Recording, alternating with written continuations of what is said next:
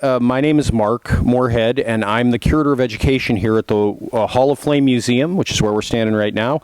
It's the largest historical firefighting museum in the world, and we try to trace the social and technological history of firefighting all the way back to the bucket brigades and all the way forward to modern fire trucks and fire engines and firefighting methods. And in response to your question, you were asking about the severity of wildland fires and that it seemed to be tougher now for wildland firefighting crews maybe to get a handle on wildland fires a lot of times. And I want to say up front, first of all, really hasten to say, I am not an expert on this. I am not an authority on wildland firefighting. I only know the little bit that I know from my job here. I've certainly never been a wildland firefighter. I do know that it's one of the hardest jobs that there is, like basically of any kind in the world. Physically, it's also extremely dangerous physically. And we know this very painfully here in Arizona. Just a little over a year ago, we lost 19 hotshots near Prescott. They're from the Prescott Fire Department in a fire north of here called the Yarnell Hill Fire, the Granite Mountain hotshots they were named. Now, I don't know to what extent your perception that wildland fires are getting more severe is true. It certainly seems like we hear a lot more about them on the news. And there are various reasons. There are those who blame, for instance, climate change on it. There are also those who believe that more and more human habitations are being built out into wilderness areas where maybe in the past a fire that you wouldn't even bother to fight, you'd let it burn just as part of the natural cycle. Now you have to fight it.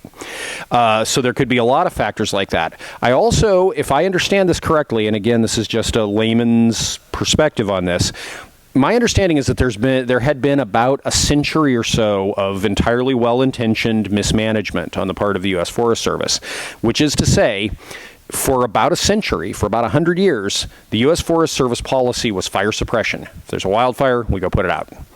And what this failed to take into account is that wildfires, I mean, Smokey the Bear says only you can prevent forest fires. Well, you can't prevent all forest fires. Some forest fires just start. They like the ones that killed the guys in Yarnell. That was caused by a lightning strike. And now we certainly do want to prevent the ones we can prevent. Stupid camping practices and hunting practices and picnic fires that aren't put out properly and stuff like that. We definitely want to prevent those fires. But the truth is, and the Forest Service has been slow to recognize this, but they have come to recognize it, is that forest fires are part of the natural cycle. They have to happen. They clear away some of the young growth, and that strengthens the old growth, and that makes the forest fire. And it's also part of the natural cycle, like I said. Now, if a fire starts threatening human habitation, too bad. You got to fight it, or you got to do something. You got to try at least to do something for it. Sometimes there's not that much you can do, but you got to do your best. And so, as these it may be that some of these fires that you perceive as being more frequent and more severe are the result of these decades and decades and decades, close to a century of mismanagement. And mismanagement's a strong word, but just simply a policy that maybe wasn't always in the best interest either of firefighters or of the forest.